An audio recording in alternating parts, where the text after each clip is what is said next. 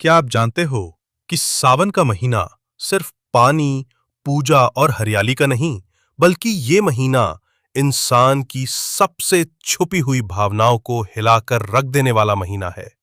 ओशो कहते हैं, इंसान जब प्रकृति के सबसे करीब होता है, तभी उसके भीतर के दबे हुए सवाल जागते हैं।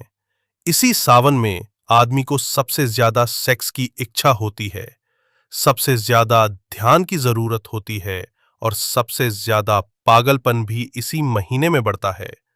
तो आज जानेंगे सावन में क्या करना चाहिए, क्या नहीं, और क्यों हमारे बुजुर्ग इस महीने को इतना पवित्र मानते हैं। लेकिन इससे पहले, अगर आप ऐसी ही गहराई वाली बातें जानना चाहते हो तो अभी चैनल को सब्सक्राइब कर दो और वीडियो को लाइक जरूर कर देना, ताकि ये ज्ञान और भी लोगों तक पहुंचे।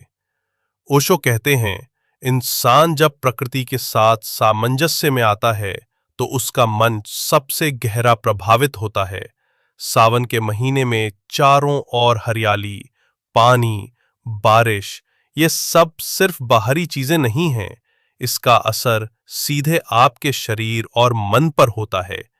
हिंदू परंपरा ने हजारों साल पहले ही इसे समझ लिया था, इसलिए इस महीने को व्रत, उपवास, ध्यान, साधना और संयम का महीना कहा गया। लेकिन सवाल उठता है कि ऐसा क्यों?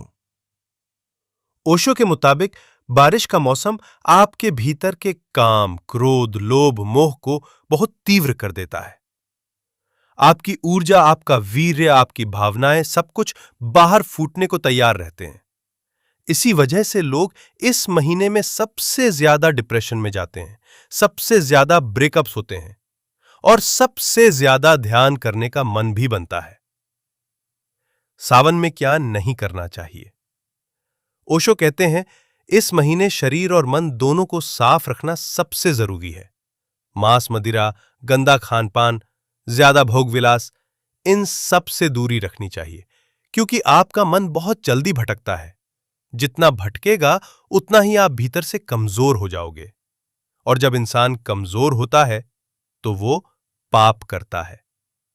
इसलिए सावन के महीने में बुजुर्गों ने कहा, लहसुन, प्याज, मांस, शराब सब त्यागो। ध्यान, मंत्र, भजन, शिव के जाप में रहो। क्यों? क्योंकि जब बाहर जल प्रचुर मात्रा में होता है तो भीतर की आग और बाहर की नमी में संतुलन बैठाना ही अध्यात्म है। ओशो कहते हैं, शिव क्यों सावन के भगवान हैं? क्योंकि शिव वो है जो भीतर के जहर को पी गए, और सावन वही महीना है जब हर इंसान के भीतर छुपे जहर, वासना, क्रोध, अहंकार उभरते हैं। जो इंसान इन पर विजय पाले वही असली शिव भक्त है। क्या करना चाहिए सावन में? ओशो के अनुसार हर दिन कुछ पल प्रकृति के साथ बिताओ। पेड़, पौधे, मिट्टी, पानी से जुड़ो। पानी कम पियो, क्योंकि शरीर में पहले से नमी अधिक होती है। ज्यादा तला भुना मत खाओ, इससे शरीर भारी होगा और मन अशांत। ब्रह्मचर्य का पालन करने की कोशिश करो। यह महीना तुम्हारी ऊर्जा को संभालने का है, न कि उड़ाने का। गाना, नाचना, कविता लिखना, अपने भीतर के रचनात्मक हिस्से को बाहर लाओ। क्यों? क्योंकि बारिश सिर्फ धरती को नहीं, तुम्हारे भीतर के बीजों को भी सींचती है। यही वजह है कि हिंदू संस्कृति में श्रावण सोमवार का व्रत रखा जाता है। यह सिर्फ शिव को खुश करने का तरीका नहीं, यह अपने भीतर के जानवर को काबू करने का तरीका है।